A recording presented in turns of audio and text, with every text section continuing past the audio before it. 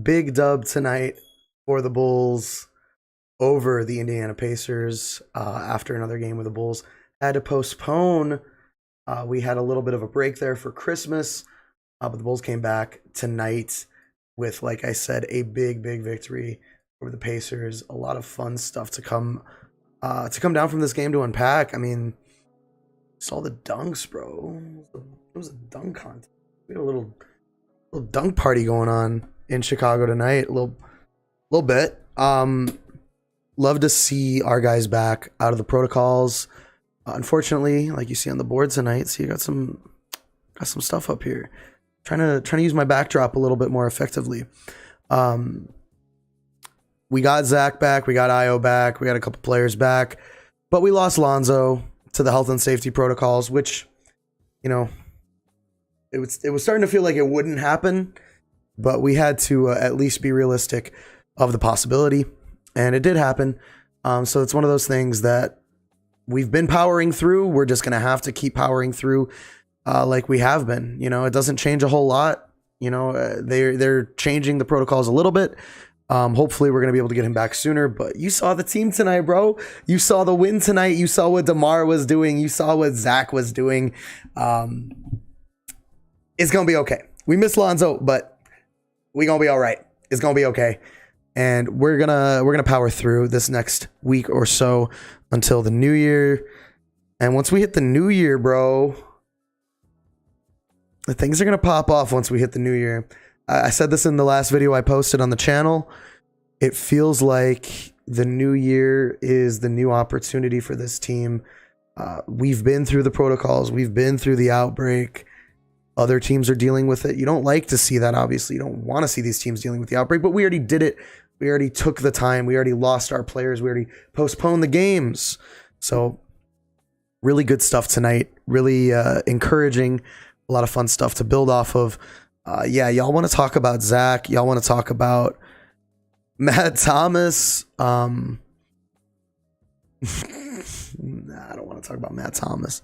I want to talk about DeMar DeRozan and Zach LaVine, who, like, guys, these are MVP candidates and their teammates, right? Like, it's not even just that these are, actually, I'm not even on the right scene here, am I? There we go. Sorry, I was still getting configured with my this new camera. It's gorgeous, but I gotta get the overlay right. As I was saying, like, you've got teammates here that are MVP candidates, man. Like, I don't know. That's special. It's rare that you get teammates that are MVP candidates. What's up, Logan? Bounce the ball. Zach's mid-range game was rivaling DeMar's tonight. And, you know, I tweeted something about how Zach was shaking off some rust there early in the second half, because I felt like Zach was pressing a little bit too much earlier. He had some turnovers early in the game where I felt like he wasn't playing within the offense. And then we got to the fourth. All those concerns are gone. Zach LaVine is amazing. And they weren't concerns, right? It wasn't a concern. I was just pointing out, like, hey, before Zach was out, he was playing within the offense. He was facilitating. He wasn't turning the ball over as much. Felt a little bit different. This game, you know, it felt like first three quarters, he was shooting the ball well, but pressing a little bit. And then the fourth quarter just did his thing, man. That's what Zach does.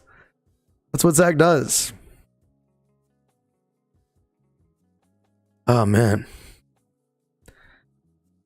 I'm so hype for next calendar year, not next season of the NBA. I was going to say next year. I'm saying I'm so hyped for 2022, the year, the 12-month Gregorian calendar year, because I feel like the Bulls are primed right now to go into this new year as the most equipped team to make a finals run. Okay, we're the team that got hit the earliest and hardest by this latest COVID outbreak, right? We are the team that was doubted the most coming into this season, and we are the team that has exceeded those expectations the most. It just screams like, you guys remember the Raptors with Kawhi Like, it feels like that kind of team. It feels like that kind of season. I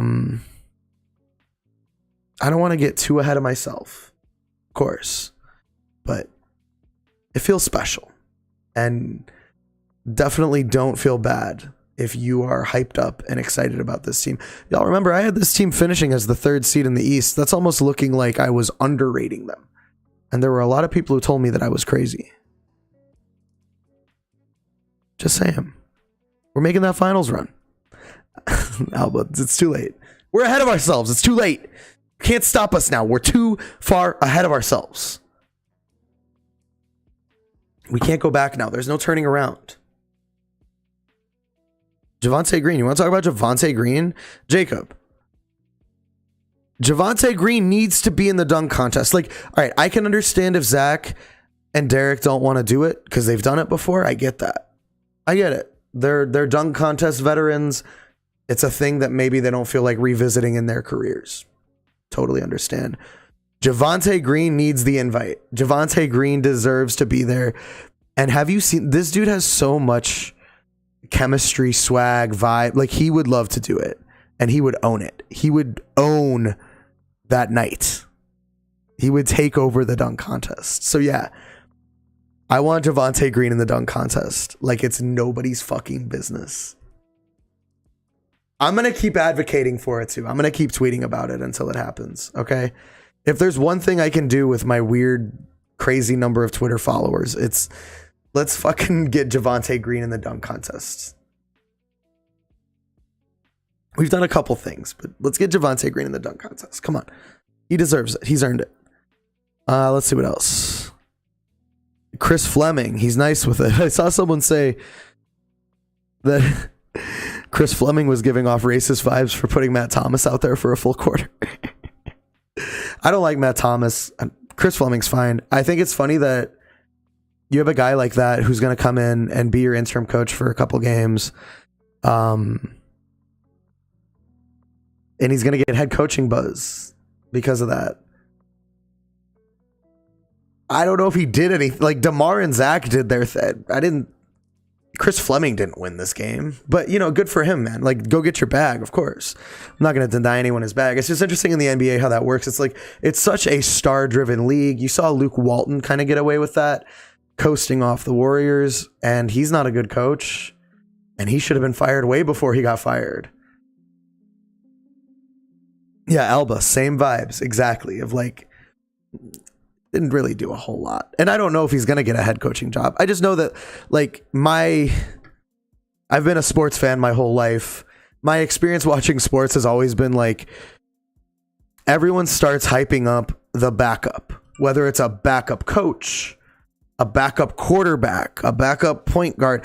Everyone always hypes up the backup. So when you get the assistant coach who comes in and does a good job, everyone's like, well, this guy is the reason they're good. It's not the head coach. The assistant coach has been the minds behind this the whole time. And the assistant coach, yeah, you saw it with like Josh McDaniels in the NFL, like Nick Nurse in the NBA, but Nick Nurse ended up being the real deal. Sometimes they are. So I don't know. You take your chances, man. You take your fucking chances. Back to the Bulls tonight. A great W over a bad team, of course, but you got to win those games. Y'all still want to trade for Sabonis? Icky. No. Y'all want to trade for Sabonis? No. Y'all don't want to trade for Sabonis.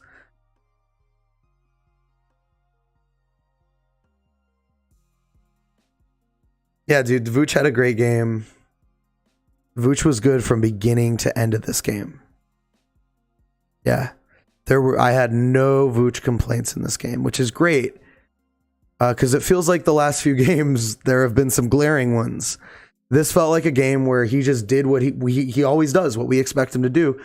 And he almost kind of disappeared for a little bit, you know, because he was just grabbing boards. He was just doing what he does. So we keeping Kobe. We should, right? We should keep Kobe. We should get rid of Matt Thomas. Fuck Matt Thomas. I don't have anything against Matt Thomas, the person. You were watching this. I'm sorry. No, Matt Thomas, basketball player, is not providing a whole lot for my basketball team right now. That's it. Io is Io's legit. Io's the real deal. Io is a top 10 rookie taken with the 30th overall pick.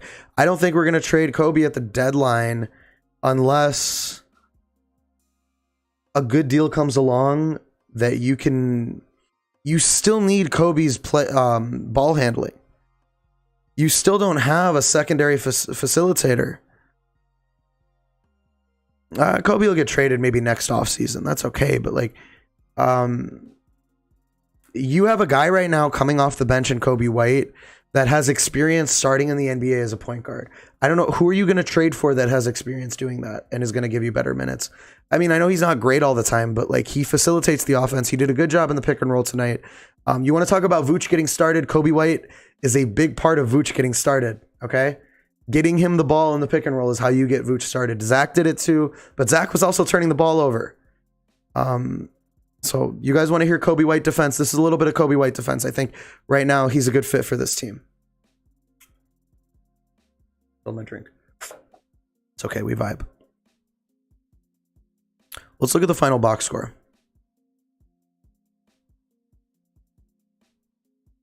I want to see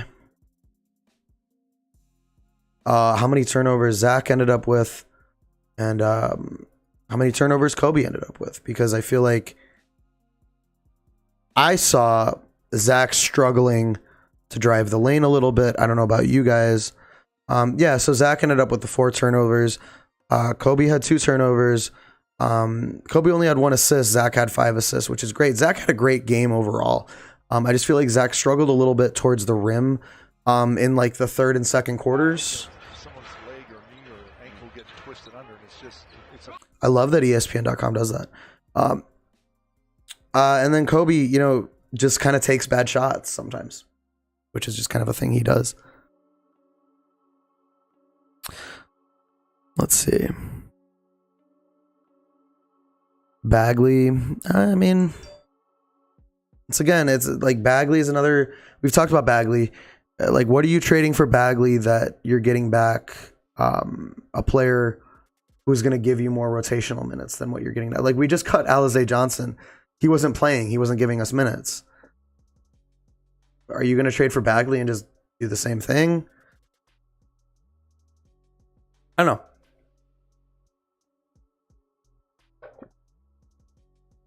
Io is not really playing. So, like, this is the thing I see a lot of people saying. Io is taking Kobe's minutes. I would say Io is taking, like, Derrick Jones Jr. and Trey Brown Jr. minutes sometimes. Like, Io's not really facilitating offense. Io's not really playing with the ball in his hands a whole lot. Io plays off ball. Io's going to play a lot more with Lonzo out because he's another really good point of attack defender who can play off ball. So, like, I don't agree with the whole, like, you have to keep Io and trade Kobe argument. They coexist. They play different games. They play different roles. I think a conversation, if you want to talk about trading Kobe, the conversation then becomes like, who is going to handle the ball off the bench? I think Troy Brown Jr. is a guy who has some ball handling abilities, but is not really great at the rim lately. He's been struggling to get, he gets good looks. He just doesn't convert them. And I love Troy Brown Jr. You guys know that. Like tonight in particular, though, like there were just a few drives he had where he just completely bricked the layup at the rim. And it's like, if you're a defender, you have to respect that. And if you're not going to give him some help defense at the rim, then, him driving the lane isn't going to open up any kind of shots. So Kobe, on the other hand, had that like little runaround loop-de-loop thing, and then it turned into a layup. That was pretty cool. I know it was one play, but that's trickery. That's creativeness. Those are things that players don't just inherently have. Like Kobe has a bag, he is that kind of player. He even had a little move to get free for a shot that he missed.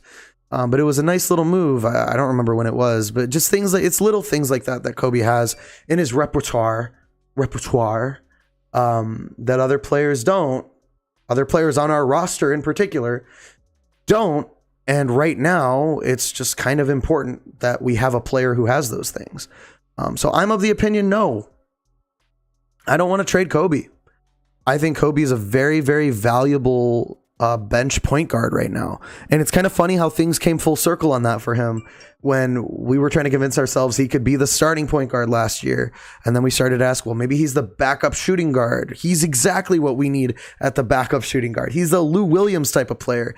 And now it's coming back around like, actually, Kobe is what we need at point guard coming off the bench.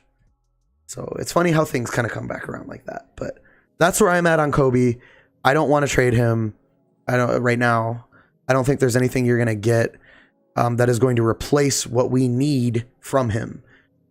And I could be wrong. AK is a magician. I mean, AK has pulled off some stuff that I didn't even think was possible. I know I've given him a ton of credit, but there are some things that I didn't even think was possible and he did. So maybe that's one of them. I don't know. But when you talk about like trade Kobe White for Marvin Bagley, no, it's a bad idea. That is a bad idea. I'm telling you that right now. Just trust me. It's not a good idea.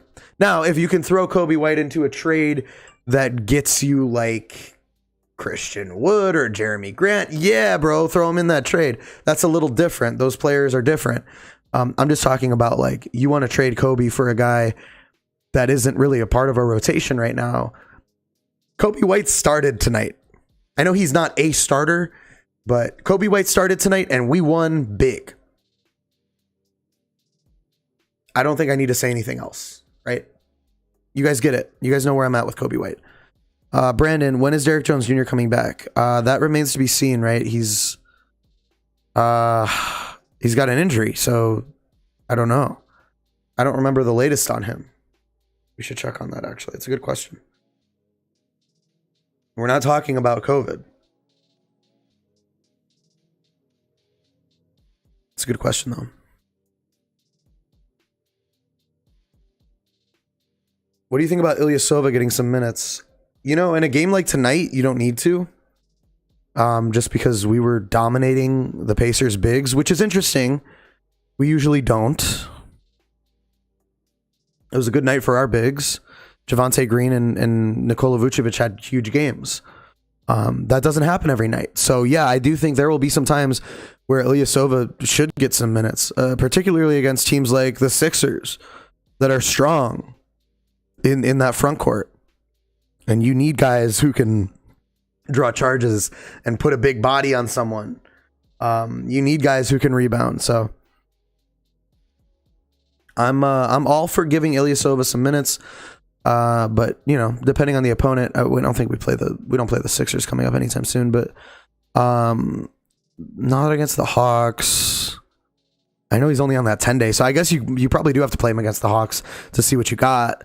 We've got games coming up against the Cavaliers pretty soon. Now that's a team that you would want to maybe throw Ilyasova out there. Tyler Cook was out there grinding. Absolutely. That's a great point. There's another guy that like why are we giving minutes to fucking like Matt Thomas? I don't get it. There are guys who deserve it more.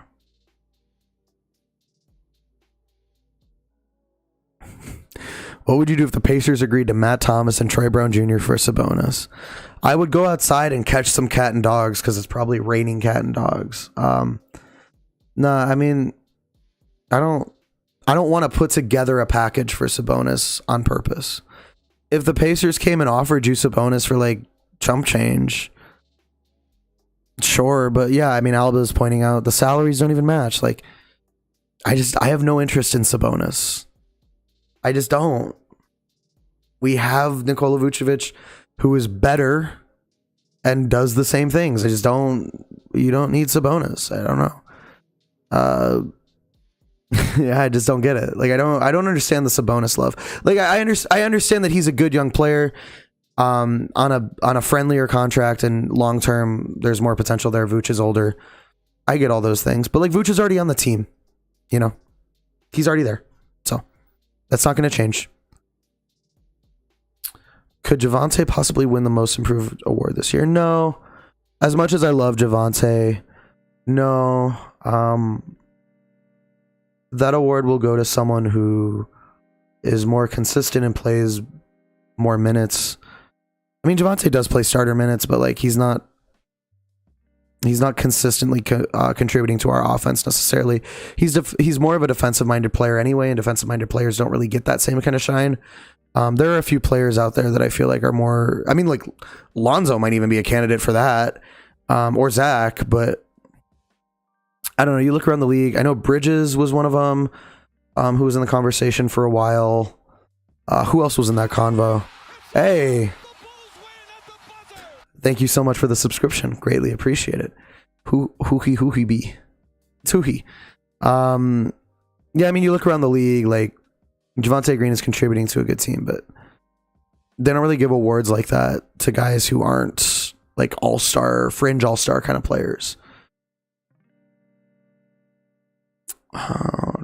Upgrading our bench. Yeah, Jacob, I'm with you. If you could upgrade the bench a little bit.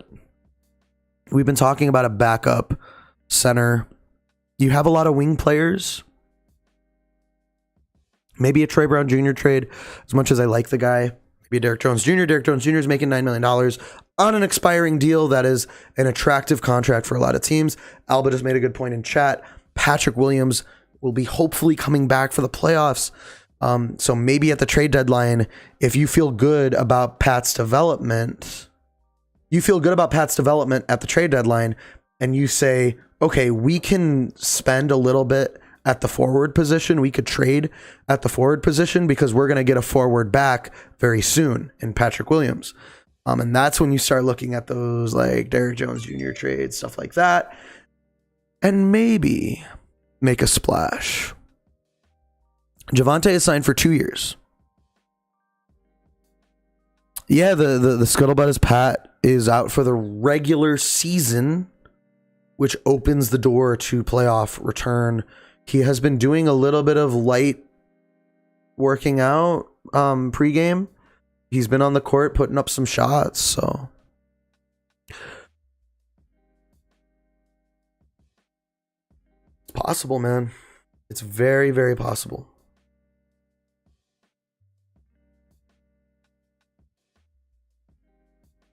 Do you guys like the new setup? How you guys like this? Kind of vibing with it. I got a song up for you guys to check out. We got the news list.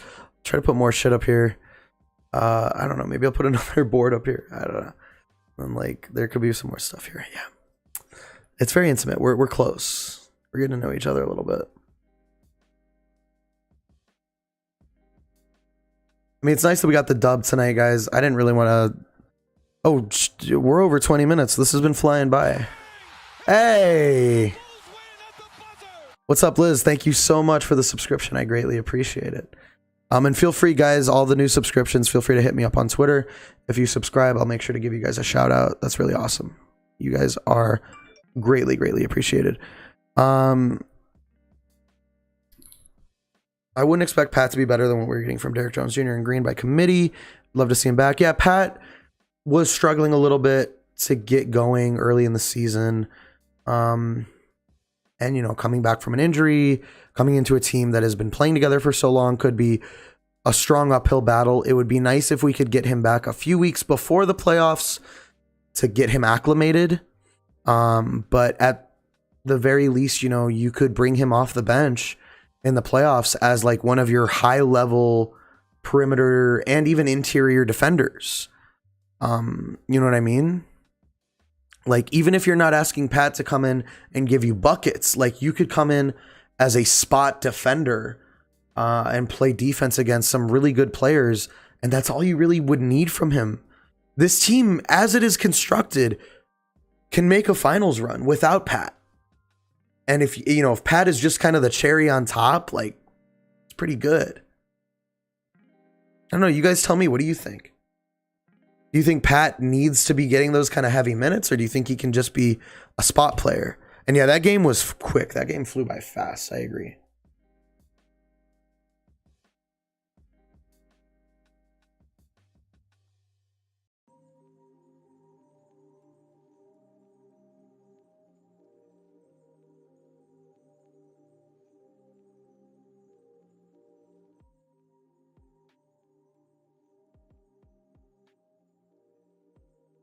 Yeah, so definitely want to see him communicate a little more.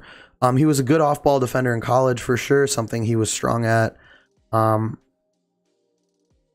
yeah, it's just NBA adjustments, growing pains.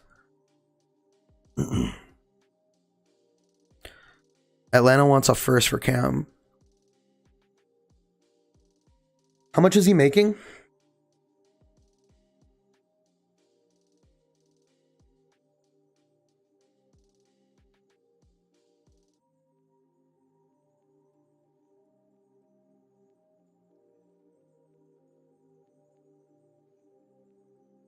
You think Turner Sabonis will be traded this year? Probably. Yeah, probably. It seems like the Pacers are ready to kind of press the button on that whole thing. So that seems likely to me.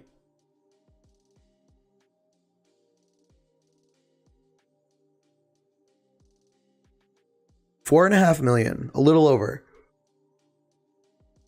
Tired. It's late here. It's almost 11. A first. We have 2 firsts next year.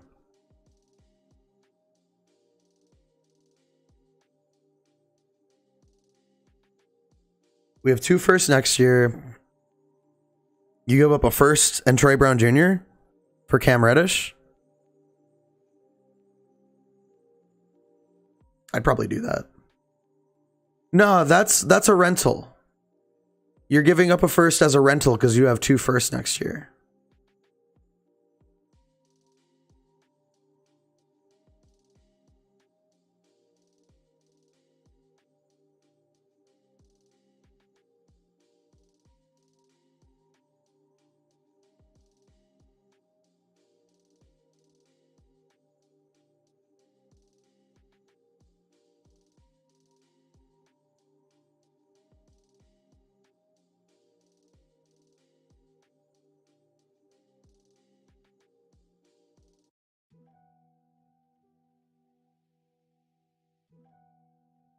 Cavs will come back to earth a little bit. I do like, you guys probably have seen me say it on Twitter. I do like the fact that they have zagged when the league is zigging, if that makes sense. Like they're going against the grain, which sometimes is awesome. Sometimes it works really, really well. Now they're the Cavs and they don't have a lot of talent overall. But it's cool. It's kind of fun. You know, like I'm not gonna say it's great basketball, but it's kind of fun.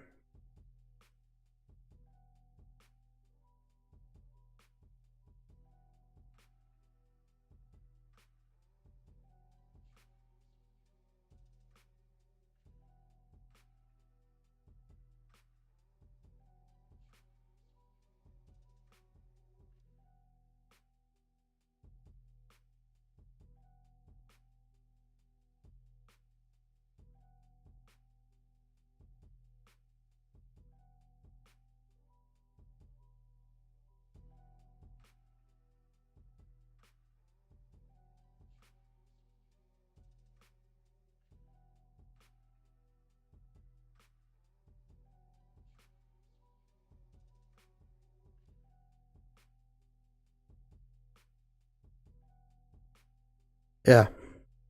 Sorry. I'm distracted. We've been on this live for half an hour, post-game stream for half an hour. I think it's a good moment to probably call it.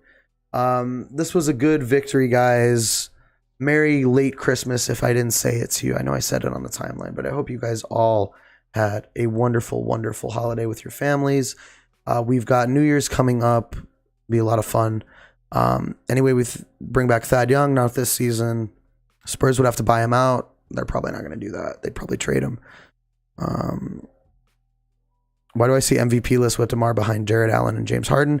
Those are made by very, very bad algorithms and complex computations that don't know what the fuck they're doing.